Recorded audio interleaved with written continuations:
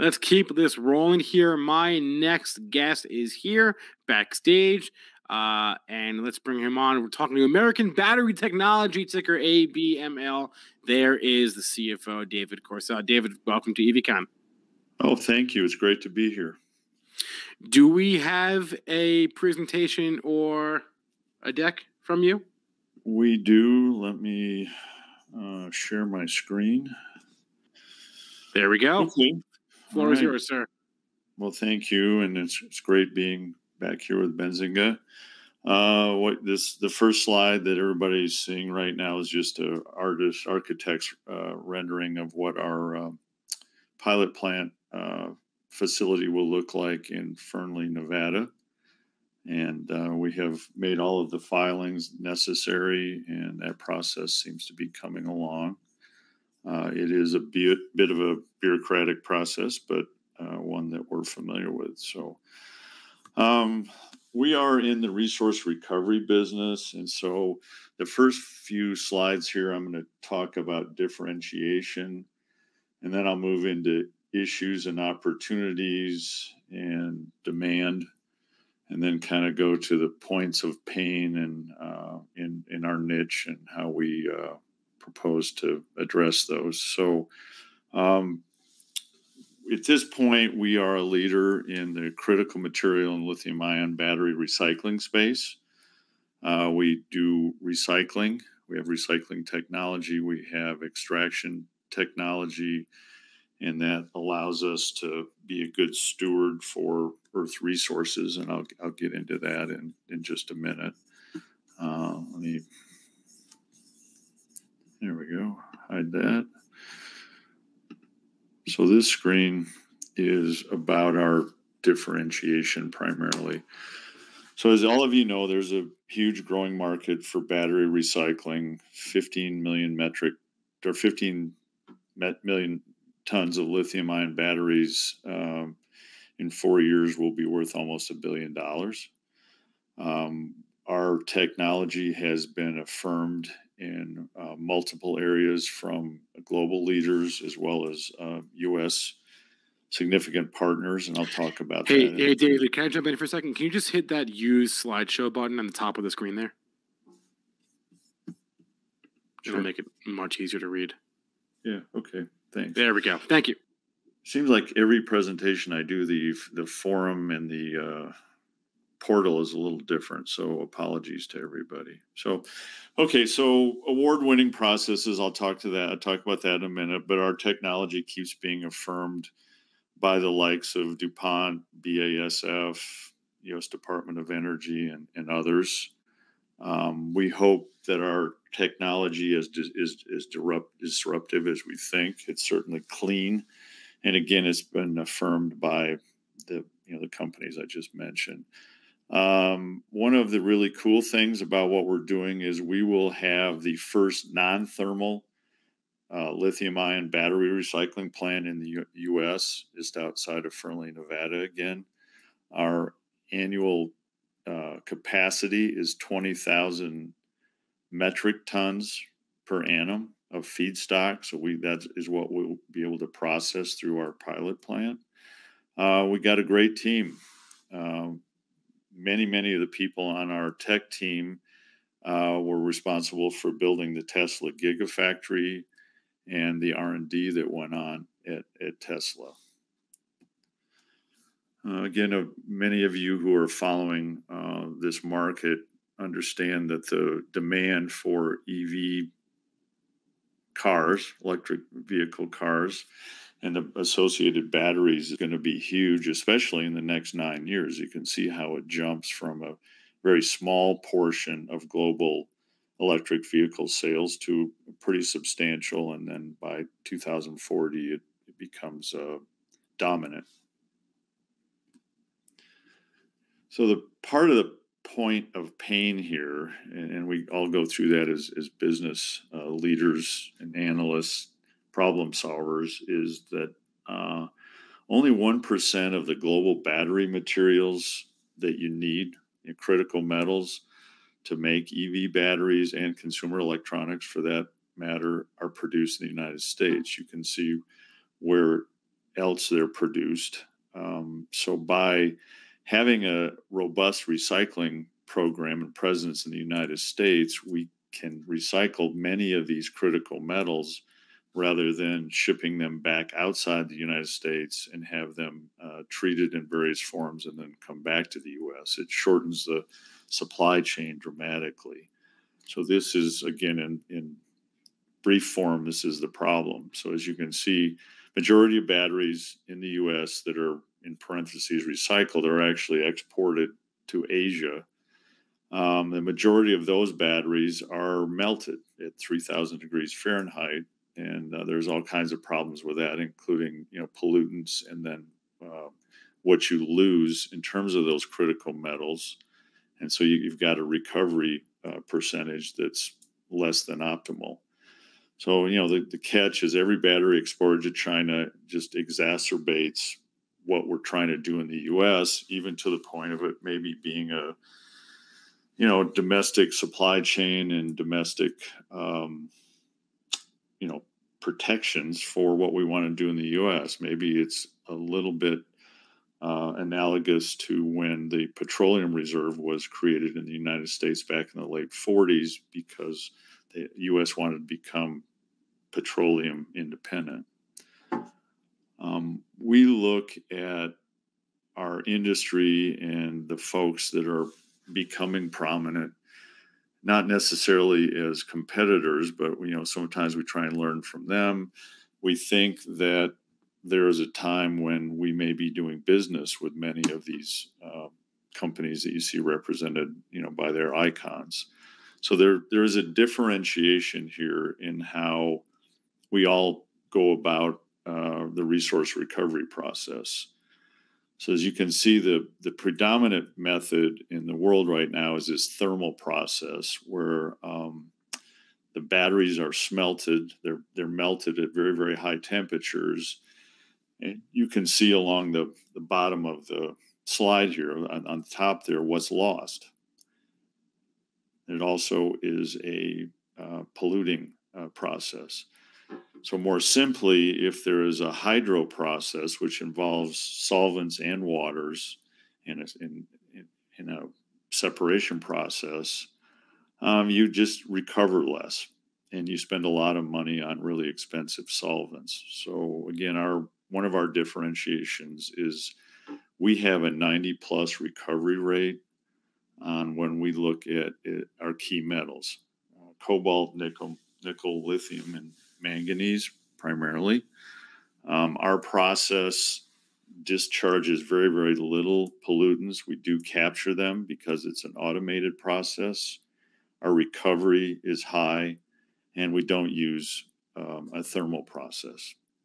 And it's very friendly in terms of getting the materials that are pollutants and then processing them. We can use our water over and over again. The other magic about our process is that the key metals, nickel, cobalt, lithium, and manganese, again, are almost infinitely recyclable. If you have the right process, you can use them over and over again, which has a huge economic benefit. So we've all heard about and talked about a closed loop economy. This is why that closed loop is actually open. There's not good end-of-life options right now. Probably at least 40% of the lithium-ion batteries in the United States that are thrown away, become waste, end up in, waste management and all kinds of places like that, end up in a landfill. And so you have lower recovery, and then you still have a lot of pressure on mining to create and recover those virgin resources. So our difference is twofold, really. We have a really high-speed disassembly process. So again, our engineers, many of them worked where they were tasked with building EV batteries, so we understand how to take them apart, and we do that without a thermal process. It's very clean. We can quickly recycle tons of battery waste, consumer electronics, and end-of-life batteries, and then quickly get them back out into the marketplace. So we also have an effective management of electrolytes, dissolved species, water, and volatile vapors.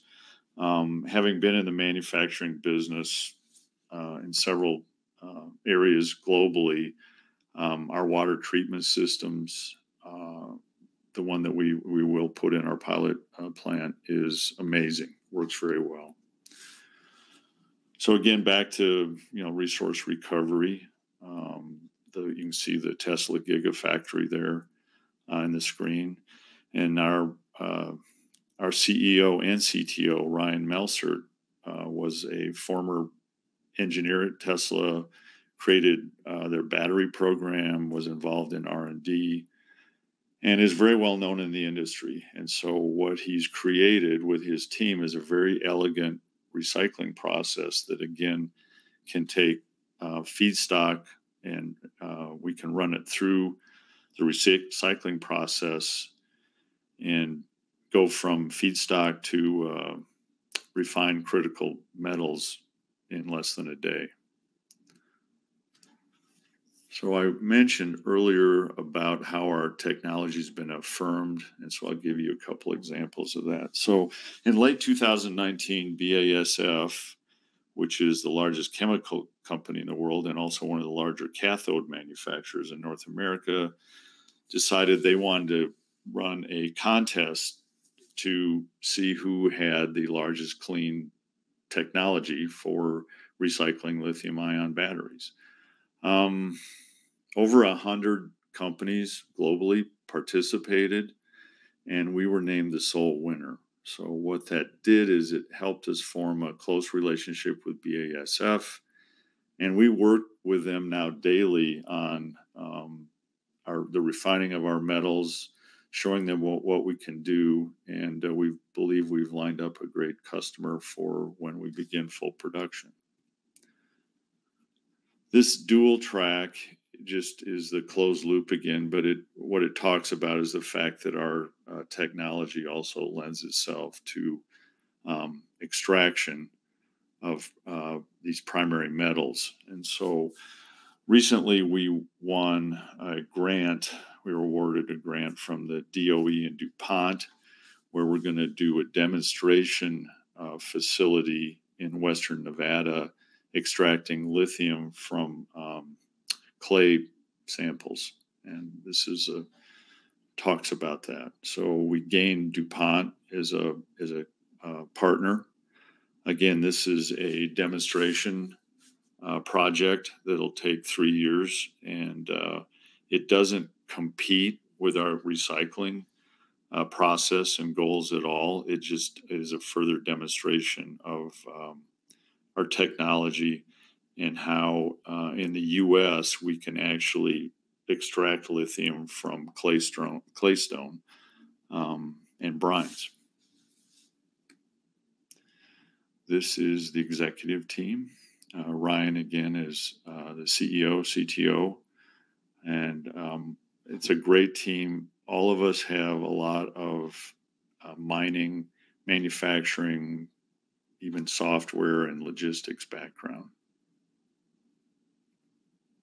So what does all this mean? There's a huge growing market for battery recycling, as all of you know. Again, our technology has been affirmed in multiple ways by some global competitors. We can both recycle and do metal extraction from virgin resources. Again, the industry leaders, we think this gives us a real differentiation. Our pilot facility will begin construction, and when fully constructed and equipped with the capital equipment for processing, 20,000 metric tons per year of battery feedstock will be produced, can be consumed and processed. Again, a really highly experienced team. So I ran through this rather quickly because I know, like the rest of you, it's easier to have a conversation rather than a presentation. So if everybody's good with this, maybe we can just move into the Q&A. Thank you so much, David. Hey, we have time for just like one question. So let's see if we have one from the chat. I'll give deference to you because I feel like I ask too many of my own questions sometimes. So let me hop in here. Okay, David, let's go with this question. I see you're on the OTCQB, ABML. Give us an update. Plans to uplist. Timeline, anything on that front? I believe it's public knowledge now. We have made an application to uplist to NASDAQ, right? And we're going through that process. We have filed and are awaiting response from NASDAQ. And as everybody knows, it's just a process, but we think we're in good shape, and we think that eventually that'll happen. Yeah. Okay. So I guess there's no update. The answer is no update. No, we're in the queue. We're in the process. Fair enough. Okay. Wait. Let me just check here the chat. They're asking for an indication as to when construction can start. I don't know if you can speak to that.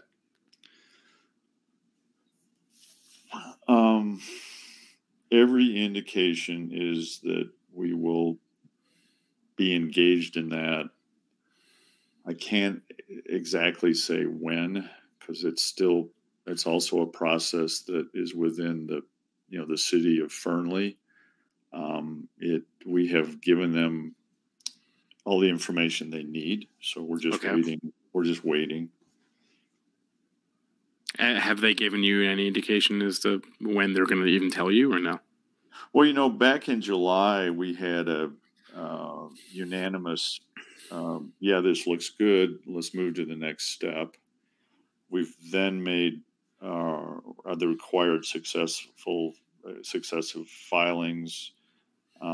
We believe they have everything they need. So, this is a touchy thing. And then, if you say, I think we'll have it pretty soon, and then it becomes extended, then, I didn't tell you the right thing. But we believe it's all on a good track. Okay. David Corsaut is the CFO of American American Battery Technology Corporation, ABML is the ticker. David, thanks so much for joining EVCon today. Oh, it's great to be here. Thanks you again for hosting us.